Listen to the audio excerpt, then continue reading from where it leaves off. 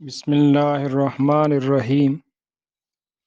حضرت عبداللہ بن سلام رضی اللہ عنہ روایت فرماتے ہیں کہ جب نبی اکرم صلی اللہ علیہ وسلم ہجرت کر کے مدینہ منورہ تشریف لائے تو میں آپ کی خدمت میں حاضر ہوا۔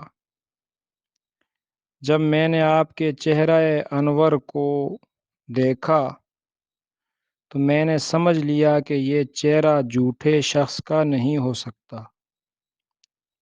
تو جو سب سے پہلے ارشاد نبی اکرم صلی اللہ علیہ وسلم نے ارشاد فرمایا وہ یہ تھا کہ اے لوگو، سلام کو رواج دو، یعنی ہر مسلمان جب دوسرے مسلمان سے ملے تو سب سے پہلا لفظ سلام ہونا چاہیے۔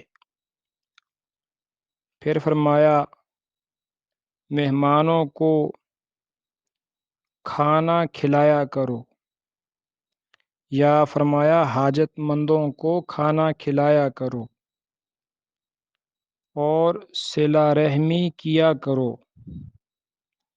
اور رات کو نماز پڑھو جب کہ لوگ سو رہے ہوں، یعنی تہجد کے وقت نماز پڑھو تو سلامتی کے ساتھ جنت میں داخل ہو جاؤ گے۔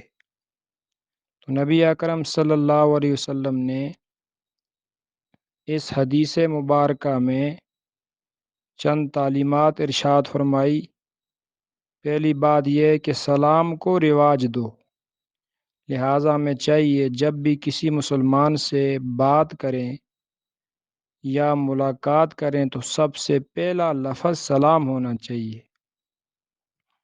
اور دوسری بات یہ تلقین فرمائی جو غریب ہوں، حاجت مند ہوں، ضرورت مند ہوں، ان کو کھانا کھلاؤ۔